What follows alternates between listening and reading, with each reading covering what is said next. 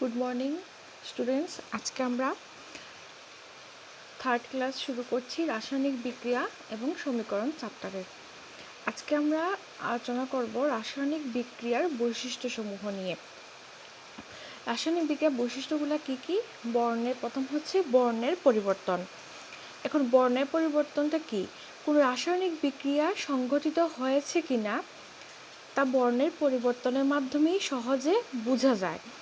যেমন copper sulphate plus iron থেকে FeSO4 plus copper, copper sulphate CuSO4 plus Fe থেকে FeSO4 plus Cu। এখন বিক্রিয়ার আগে নীল বর্ণের কপার সালফেটের জলীয় দ্রবণে একটি লোহার পেরেক রাখলে দ্রবণের বর্ণ নীল থেকে হালকা সবুজ হয়, কারণ ফেরাস সালফেট উৎপন্ন হয়। FeSO4 হচ্ছে ফেরাস সালফেট, CuSO4 হচ্ছে কপার সালফেট। এটা কপার সালফেট বিক্রিয়ার আগে ছিল নীলবর্ণ এবং বিক্রিয়ার পরে যখন নতুন বিক্রিয়াজাত পদার্থ উৎপন্ন হলো তখন ফেরাস সালফেটের বর্ণ হলো হালকা সবুজ বর্ণের। তারপর হচ্ছে গন্ধের পরিবর্তন। কিছু রাসায়নিক পরিবর্তনে গন্ধের পরিবর্তন লক্ষ্য করা যায়। যেমন ফেরাস সালফাইডের সঙ্গে লঘু হাইড্রোক্লোরিক অ্যাসিডের ক্রিয়ায় পচা ডিমের গন্ধযুক্ত হাইড্রোজেন সালফাইড উৎপন্ন হয়। গন্ধের পরিবর্তন তার উদাহরণ হচ্ছে ফেরাস সালফাইড FeS এর সাথে লঘু সালফিউরিক অ্যাসিড H2SO4 এর বিক্রিয়ায় হাইড্রোজেন সালফাইড উৎপন্ন হয়, যার গন্ধ পচা ডিমের, যেমন H2S হচ্ছে হাইড্রোজেন সালফাইড, পচা ডিমের গন্ধ। তারপর হচ্ছে উষ্ণতার পরিবর্তন। রাসায়নিক পরিবর্তনে তাপের উদ্ভব বা শোষণ হয়, অর্থাৎ রাসায়নিক পরিবর্তন তাপ উৎপাদক বা তাপ শোষক। আবার বলছি, রাসায়নিক পরিবর্তনে তাপের উদ্ভব বা শোষণ হয়, তাই রাসায়নিক বিক্রিয়া হচ্ছে তাপ উৎপাদক বিক্রিয়া বা তাপ শোষক অর্থাৎ তাপগ্রাহী বিক্রিয়া। যেমন তাপ উৎপাদক বিক্রিয়া বলতে আমরা কি বুঝি? যে রাসায়নিক বিক্রিয়ায় প্রচুর পরিমাণে তাপ উৎপন্ন হয় তাদের বলা হয় তাপ উৎপাদক বিক্রিয়া। যেমন শুষ্ক চুনে জল দিলে কলিচুন উৎপন্ন হয় এবং তার সাথে প্রচুর তাপ উৎপন্ন হয়। CaO প্লাস H2O থেকে CaOH2 প্লাস তাপ। আবার তাপ শোষক বিক্রিয়ার উদাহরণ হচ্ছে যেসব রাসায়নিক বিক্রিয়ার তাপ শোষিত হয় তাকে তাপ শোষক বিক্রিয়া বলে। যেমন কঠিন বেরিয়াম হাইড্রোক্সাইডের জলযুক্ত কেলাস ও কঠিন অ্যামোনিয়াম ক্লোরাইডের বিক্রিয়ায় বিকারটি ঠান্ডা হয়ে যায় অর্থাৎ কি তাপ শোষিত হয়ে যায়। যেমন BaOH2 8H2O প্লাস 2NH4Cl থেকে barium chloride BaCl2 2H2O plus 2NH3 plus 8H2O minus তাপ শোষিত হয়। এখন হচ্ছে ভৌত অবস্থার পরিবর্তন। কি? কঠিন, তরল এবং গ্যাসীয়, এই তিনটি হচ্ছে ভৌত অবস্থা। এখন বিক্রিয়ার আগে বিক্রিয়ক পদার্থের যে ভৌত অবস্থা ছিল, বিক্রিয়ার পরে বিক্রিয়াজাত পদার্থের ভৌত অবস্থা পরিবর্তিত হয়ে যায়। যেমন হাইড্রোজেন এবং অক্সিজেনের বিক্রিয়ায় জল উৎপন্ন হয়। যেমন হাইড্রোজেন এবং অক্সিজেন গ্যাসীয় অবস্থা এবং বিক্রিয়ার পরে জল উৎপন্ন হয়, সেটা হচ্ছে তরল অবস্থা। যেমন 2H2 প্লাস O2 থেকে 2H2O। H2 হচ্ছে লিকুইড, অক্সিজেন হচ্ছে গ্যাস, হাইড্রোজেন হচ্ছে গ্যাস। অর্থাৎ কিছু রাসায়নিক বিক্রিয়ায় বিক্রিয়ক পদার্থের ভৌত অবস্থা ও বিক্রিয়াজাত পদার্থের ভৌত অবস্থা সম্পূর্ণ পৃথক হয়। তারপর হচ্ছে গ্যাসের উৎপাদন। কিছু রাসায়নিক বিক্রিয়ায় বিক্রিয়াজাত পদার্থ রূপে গ্যাস উৎপন্ন হয়, যেমন জিঙ্কের সঙ্গে হাইড্রোক্লোরিক অ্যাসিডের বিক্রিয়ায় হাইড্রোজেন গ্যাস উৎপন্ন হয়। জিঙ্ক Zn এর সাথে HCl হাইড্রোক্লোরিক অ্যাসিডের বিক্রিয়ায় হাইড্রোজেন গ্যাস উৎপন্ন হয়। দেখো Zn প্লাস HCl থেকে ZnCl2 প্লাস H2, আমি তীর চিহ্ন উপর দিকে কেন দিলাম, কারণ হাইড্রোজেন গ্যাস উৎপন্ন হয়েছে। আমি যখন গ্যাস উৎপন্ন হয় তখন আমরা তীর চিহ্ন উপর দিকে দেব, অর্থাৎ জিঙ্কের সঙ্গে হাইড্রোক্লোরিক অ্যাসিডের বিক্রিয়ায় হাইড্রোজেন গ্যাস আমরা পাই, সাথে ZnCl2ও পাই। তারপর হচ্ছে রাসায়নিক বিক্রিয়ার প্রকৃতি। এখন যে রাসায়নিক বিক্রিয়াটা সংঘটিত হচ্ছে সেটা কি একমুখী রাসায়নিক বিক্রিয়া না উভয়মুখী রাসায়নিক বিক্রিয়া, সেটা হচ্ছে রাসায়নিক বিক্রিয়ার বৈশিষ্ট্য। রাসায়নিক বিক্রিয়া একমুখী বা বহুমুখী প্রকৃতির হতে পারে, যেমন জিঙ্কের সঙ্গে সালফিউরিক অ্যাসিডের বিক্রিয়ায় জিঙ্ক সালফেট ও হাইড্রোজেন গ্যাস উৎপন্ন হয়, কিন্তু জিঙ্ক সালফেট ও হাইড্রোজেনের বিক্রিয়ায় কখনো জিঙ্ক ও সালফিউরিক অ্যাসিড পাওয়া যায় না, অর্থাৎ Zn প্লাস H2SO4 জিঙ্কের সঙ্গে সালফিউরিক অ্যাসিডের বিক্রিয়ায় zinc sulphate plus hydrogen gas উৎপন্ন হয়। এটা হচ্ছে বিক্রিয়ক, এটা হচ্ছে বিক্রিয়াজাত পদার্থ।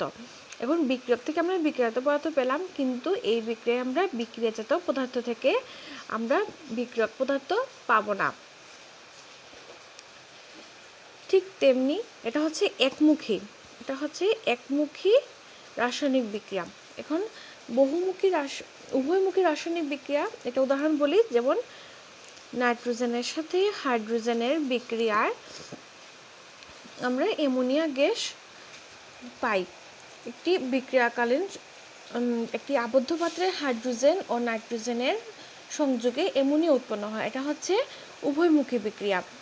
যেমন আমি বিক্রিয়ক থেকে বিক্রিয়াজাত পদার্থ পাবো, ঠিক তেমনি আমি বিক্রিয়াজাত পদার্থ থেকে আমি বিক্রিয়ক পদার্থ পাবো, এটা হচ্ছে উভয়মুখী বিক্রিয়া। এখন রাসায়নিক বিক্রিয়ার তাপ, চাপ ও আলোকের প্রভাব কি? রাসায়নিক বিক্রিয়ার তাপের প্রভাব হচ্ছে, তাপ হলো কোনো রাসায়নিক বিক্রিয়া ঘটানোর জন্য একটি অন্যতম গুরুত্বপূর্ণ প্রভাবক। উপযুক্ত তাপমাত্রা যদি না থাকে তাহলে রাসায়নিক বিক্রিয়া শুরুই হতে পারে না। যেমন দহনের সহায়ক গ্যাস উপস্থিত থাকলেও দহন সম্ভব নয়, ঠিক তেমনি প্রত্যেকটি বিক্রিয়া ঘটাতে গেলে বিক্রিয়ক পদার্থগুলিকে একটি নির্দিষ্ট শক্তি অর্জন করতে হয়। তাপ প্রয়োগ করলে বিক্রিয়ক পদার্থের অণুগুলি গতিশক্তি বৃদ্ধি পায়, ফলে বিক্রিয়া দ্রুত হয়। যেমন চুনাপাথরকে তাপ দিলে সেটা বিয়োজিত হয়ে ক্যালসিয়াম অক্সাইড ও কার্বন ডাইঅক্সাইড উৎপন্ন করে, যেমন CaCO3, সেটা হচ্ছে ক্যালসিয়াম কার্বনেট।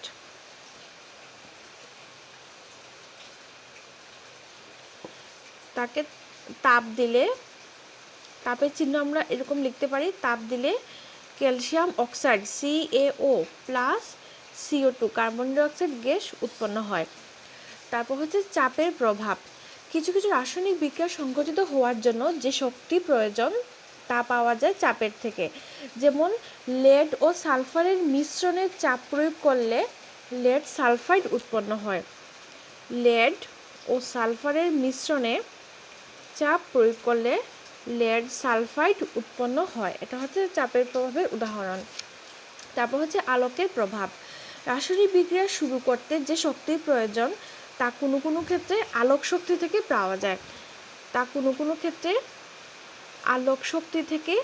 পাওয়া যায়। যেমন হাইড্রোজেন ও ক্লোরিন গ্যাসের মিশ্রণকে যদি আমরা অন্ধকারে রাখি তখন কোনো বিক্রিয়া ঘটে না, কিন্তু ওই মিশ্রণকে যদি আমরা সূর্যালোকের উপস্থিতিতে রাখি তখন বিস্ফোরণ বিক্রিয়া ঘটে এবং ঝাঁঝালো গন্ধযুক্ত হাইড্রোজেন ক্লোরাইড উৎপন্ন হয়। যখন এই মিশ্রণকে আমরা অন্ধকারে রাখি তখন কোনো বিক্রিয়া হয় না, যখন এই মিশ্রণকে আমরা সূর্যালোকের উপস্থিতিতে রাখি তখন বিস্ফোরণ সহ বিক্রিয়া ঘটে এবং হাইড্রোজেন ক্লোরাইড উৎপন্ন হয়, যার গন্ধ থাকে তীব্র ঝাঁঝালো গন্ধ। এখন হচ্ছে তাপ শোষক রাসায়নিক বিক্রিয়া। যেসব রাসায়নিক বিক্রিয়া তাপ শোষিত হয় তাদের বলা হয় তাপ শোষক বা তাপগ্রাহী রাসায়নিক বিক্রিয়া। যেমন তার উদাহরণ হচ্ছে বেরিয়াম হাইড্রোক্সাইড। কঠিন বেরিয়াম হাইড্রোক্সাইডের জলযুক্ত কেলাস ও কঠিন অ্যামোনিয়াম ক্লোরাইডের বিক্রিয়ায় বিকারটি ঠান্ডা হয়ে যায়। আমি একটু আগে বলেছি এই উদাহরণটা BaOH whole to 8H2O plus 2NH4Cl থেকে আমরা barium chloride 2H2O plus 2NH3 plus 8H2O minus তাপ, এখানে তাপ শোষিত হয় তাই বিকারটি ঠান্ডা হয়ে যায়। তারপর হচ্ছে স্টোইচিওমেট্রি। এখন স্টোইচিওমেট্রি এবং স্টোইচিওমেট্রিক সহগটা কি? কোনো রাসায়নিক সমীকরণে সমতা বিধানের জন্য যে সংখ্যাগুলো ব্যবহার করা হয় তাদের বলা হয় স্টোইচিওমেট্রিক সহগ। রাসায়নিক সমীকরণের সমতা বিধানের জন্য যে সংখ্যা ব্যবহার করা হয়, কোনো রাসায়নিক সমীকরণে সমতা বিধানের জন্য যে সংখ্যাগুলো ব্যবহার করা হয় তাদের বলা হয় স্টোইচিওমেট্রিক সহগ। যেমন 2H2 প্লাস Cl2 থেকে 2HCl, এই যে সহগটা ব্যবহার করা হয় সেটা হচ্ছে স্টোইচিওমেট্রিক সহগ। আবার কোনো রাসায়নিক বিক্রিয়ক ও বিক্রিয়াজাত পদার্থের মধ্যে পরিমাণগত সম্পর্কের উপর ভিত্তি করে যে গণনা করা হয় তাকে বলা হয় স্টোইচিওমেট্রি। আমরা যে গণনা করি কত লাগবে, 2 লাগবে না 4 লাগবে, সেই গণনাটাকে বলা হয় স্টোইচিওমেট্রি। কোনো রাসায়নিক বিক্রিয়ক ও বিক্রিয়াজাত পদার্থের মধ্যে পরিমাণগত সম্পর্কের উপর ভিত্তি করে যে গণনা করা হয়, পরিমাণগত সম্পর্কের উপর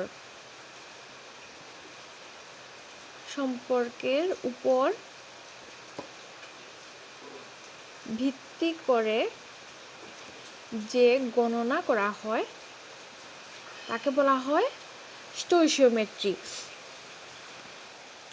এখন আমরা জানব রাসায়নিক বিক্রিয়ার বিভিন্ন প্রকারভেদ সম্পর্কে।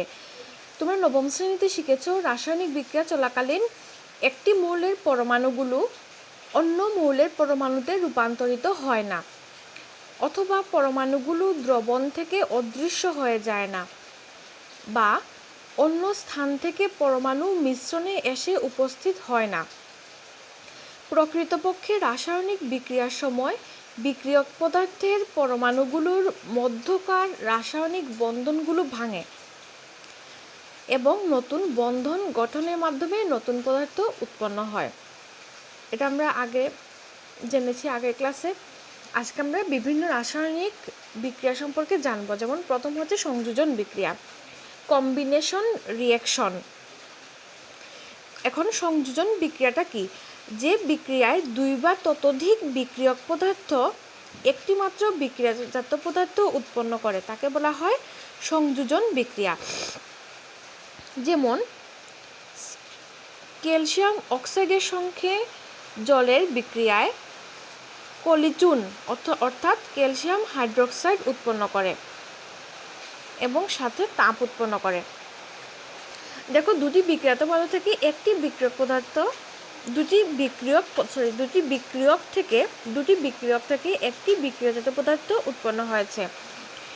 একেই বলা হয় কম্বিনেশন রিঅ্যাকশন। কম্বিনেশন যে আমি এই বিক্রিয়া এর থেকে বলতে পারি এই যে বিক্রিয়ায় যে কলিচুনের দ্রবণ উৎপন্ন হয় এটা হচ্ছে কলিচুন। এই বিক্রিয়ায় যে কলিচুনের দ্রবণ উৎপন্ন হয় তা দেওয়ালে সাদা রং করতে ব্যবহৃত হয়। ক্যালসিয়াম হাইড্রোক্সাইড বায়ুর কার্বন ডাই অক্সাইডের সাথে ধীরে ধীরে বিক্রিয়া করে দেওয়ালে ক্যালসিয়াম কার্বনেটের একটি পাতলা আস্তরণ তৈরি করে। সাদা রং করার 2-3 দিন পরে ক্যালসিয়াম কার্বনেট তৈরি হয় যা দেওয়ালকে চকচক করে তোলে। এবং আমি যদি বলি মার্বেলের সংকেত কি, আমরা তো মার্বেল চিনি প্রত্যেকে। মার্বেলের সংকেতটা কি? মার্বেলের সংকেত হচ্ছে CaCO3। মার্বেলের সংকেত হচ্ছে CaCO3। তাহলে সংযোজন বিক্রিয়া কি জানলাম? যে রাসায়নিক বিক্রিয়ায় 2 বা ততোধিক বিক্রিয়ক থেকে একটি মাত্র বিক্রিয়াজাত পদার্থ উৎপন্ন হয় তাকে বলা হয় সংযোজন বিক্রিয়া। তার উদাহরণ কি? যেমন ক্যালসিয়াম অক্সাইডের সাথে জলের বিক্রিয়ায় কলিচুন অর্থাৎ ক্যালসিয়াম হাইড্রোক্সাইড উৎপন্ন হয়। আবার আরও কিছু উদাহরণ আছে, যেমন হাইড্রোজেন গ্যাস এবং অক্সিজেন গ্যাস থেকে জল তৈরি হয়, যেমন 2H2+ O2 থেকে 2H2O জল উৎপন্ন হয়। অর্থাৎ আমরা সহজে বলতে পারি যে সকল বিক্রিয়ায় 2 বা তার বেশি পদার্থ মৌল অথবা যৌগ হতে পারে পরস্পর মিলিত হয়ে একটি মাত্র বিক্রিয়াজাত পদার্থ উৎপন্ন করে, সেই সকল বিক্রিয়াকে বলা হয় সংযোজন বিক্রিয়া। এখন হচ্ছে বিয়োজন বিক্রিয়া। বিয়োজন বিক্রিয়া যাকে আমরা বলি ডিকম্পোজিশন রিঅ্যাকশন। ডিকম্পোজিশন রিঅ্যাকশন, আগেরটা হচ্ছে কম্বিনেশন রিঅ্যাকশন। এখন বিয়োজন বিক্রিয়া কি? যে বিক্রিয়ায় একটি বিক্রিয়ক পদার্থ ভেঙে সরল কয়েকটি বিক্রিয়াজাত পদার্থ উৎপন্ন করে। একটি পদার্থ ভাঙবে এবং সরল অনেকটি বিক্রিয়াজাত পদার্থ উৎপন্ন করে। যেমন ফেরাস সালফেট। ফেরাস সালফেটের মধ্যে যদি আমরা তাপ দেই তাহলে ferric oxide plus sulphur dioxide plus SO3 উৎপন্ন হয়, সালফার ট্রাইঅক্সাইড। দেখো, একটি বিক্রিয়ক থেকে একাধিক সরল বিক্রিয়াজাত পদার্থ উৎপন্ন হয় এবং এই সমীকরণে সালফার ডাইঅক্সাইড এবং সালফার ট্রাইঅক্সাইড উভয় হচ্ছে গ্যাসীয় পদার্থ। ফেরাস সালফেটের কেলাসকে উত্তপ্ত করার ফলে জল ত্যাগ করলো এবং বর্ণের পরিবর্তন হয় এই বিক্রিয়ায়। এটি ফেরিক অক্সাইড, সালফার ডাইঅক্সাইড এবং সালফার ট্রাইঅক্সাইডে বিয়োজিত হয়।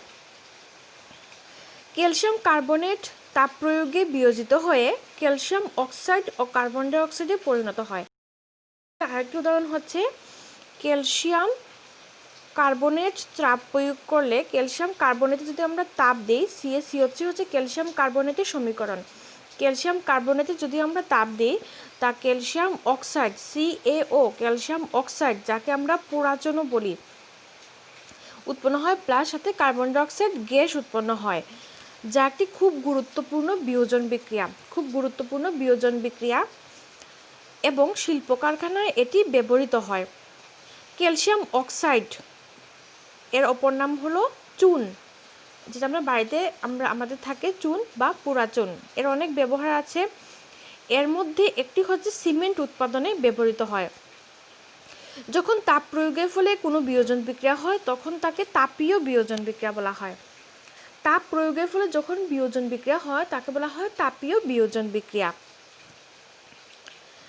যেমন তার একটি উদাহরণ আমি দিই তাপীয় বিয়োজন বিক্রিয়ার, লেড নাইট্রেট PbNO3(2). লেড নাইট্রেটের মধ্যে যদি আমরা তাপ দিই তাহলে লেড অক্সাইড উৎপন্ন হয় এবং তার সাথে নাইট্রোজেন ডাইঅক্সাইড এবং অক্সিজেন উৎপন্ন হয়। তাপীয় বিয়োজন বিক্রিয়া কি? যে বিক্রিয়ায় তাপ প্রয়োগের ফলে কোনো বিয়োজন বিক্রিয়া হয় তখন বিক্রিয়া বলে। এখন আমরা দেখব কোন কোন বিক্রিয়াগুলো সূর্যরশ্মির সাহায্যে হয় এবং সূর্যরশ্মির সাহায্যে যে বিক্রিয়াগুলো হয় সেগুলা সাদা কালো ফটোগ্রাফিতেও ব্যবহার করা হয়। যেমন সাদা বর্ণের সিলভার ক্লোরাইড যদি আমরা সূর্যালোকের উপস্থিতিতে রেখে দেই তা ধূসর বর্ণে পরিবর্তিত হয়ে যায়। আলোর উপস্থিতিতে সিলভার ক্লোরাইড ধাতব সিলভার ও ক্লোরিন গ্যাসে বিয়োজিত হয়। সিলভার ক্লোরাইড যেমন AgCl, তাকে যদি আমরা সূর্যালোকে রেখে দেই তাহলে ধাতব সিলভার এবং ক্লোরিন গ্যাসে সেটা বিয়োজিত হয়। আরেকটা উদাহরণ হচ্ছে সিলভার ব্রোমাইড AgBr। সিলভার ব্রোমাইডকেও যদি আমরা সূর্যালোকের উপস্থিতিতে রেখে দেই তাহলে ধাতব সিলভার এবং ব্রোমিন গ্যাসে বিয়োজিত হয়। এই দুটি বিক্রিয়া সাদা কালো ফটোগ্রাফিতে ব্যবহার করা হয়। তাহলে আমরা দেখলাম যে বিয়োজন বিক্রিয়ায় বিক্রিয়ক পদার্থগুলোকে ভাঙার জন্য তাপ ও আলোক শক্তির প্রয়োজন হয়। যে সকল বিক্রিয়ায় শক্তি তাপশোষী বা তাপগ্রাহী বিক্রিয়া বলা হয়, যেটা আমরা একটু আগে জেনেছি। এখন হচ্ছে প্রতিস্থাপন বিক্রিয়া। প্রতিস্থাপন বিক্রিয়া হচ্ছে ডিসপ্লেসমেন্ট রিঅ্যাকশন। ডিসপ্লেসমেন্ট রিঅ্যাকশন এটা কি? যে রাসায়নিক বিক্রিয়ায় কোনো যৌগের অণুতে উপস্থিত এক বা একাধিক পরমাণু অন্য কোনো মৌলের পরমাণু দ্বারা অপসারিত হয় এবং অন্য মৌলের পরমাণুটি সেই স্থান দখল করে, তাকে বলা হয় প্রতিস্থাপন বিক্রিয়া। আমি আবার বলছি, যে রাসায়নিক বিক্রিয়ায় কোনো যৌগের অণুতে উপস্থিত এক বা একাধিক পরমাণু অন্য কোনো মৌলের পরমাণু দ্বারা অপসারিত হয়, যেমন জিঙ্ক প্লাস H2SO4 এর বিক্রিয়ায় হাইড্রোজেন জিঙ্কের দ্বারা অপসারিত হয়, তাহলে ZnSO4 প্লাস H2 একটি মৌলের পরমাণু অপর একটি পরমাণু দ্বারা অপসারিত হয়। কোনো যৌগের অণুতে এক বা একাধিক পরমাণু অন্য কোনো মৌলের পরমাণু দ্বারা অপসারিত হয়। এখন কেন হাইড্রোজেনই প্রতিস্থাপিত হলো? প্রতিস্থাপন বিক্রিয়ায় অধিক সক্রিয় মৌল অপেক্ষাকৃত কম সক্রিয় মৌলকে তার যৌগ থেকে প্রতিস্থাপিত করে। জিঙ্ক হাইড্রোজেনের থেকে অধিক সক্রিয়, তাই হাইড্রোজেনের জায়গায় জিঙ্ক বসলো, ZnSO4 হলো প্লাস H2। কেন হলো? প্রতিস্থাপন বিক্রিয়ায় অধিক সক্রিয় মৌল অপেক্ষাকৃত কম সক্রিয় কোনো মৌলকে তার যৌগ থেকে প্রতিস্থাপিত করে। আমি আরেকটা উদাহরণ দিয়ে বলছি। Pb প্লাস CuCl2 থেকে PbCl2 plus Cu, lead plus copper chloride থেকে লেড ক্লোরাইড প্লাস কপার। এই বিক্রিয়ায় দেখো লেড অর্থাৎ Pb কপারকে সরিয়ে কপারের জায়গায় বসেছে, অর্থাৎ Pb প্রতিস্থাপিত হয়েছে। এখানে কেন? কারণ লেড কপার থেকে অধিক সক্রিয় মৌল। সেম আরেকটা বিক্রিয়া যদি Zn প্লাস CuSO4 থেকে ZnSO4 প্লাস Cu, এই বিক্রিয়া দেখো জিঙ্কের সাথে কপার সালফেটের বিক্রিয়া জিঙ্ক সালফেট এবং কপার উৎপন্ন হয়। তাহলে কেন হলো? কারণ জিঙ্ক কপার থেকে অধিক সক্রিয় মৌল, এরা কপারের যৌগ থেকে কপারকে প্রতিস্থাপিত করে।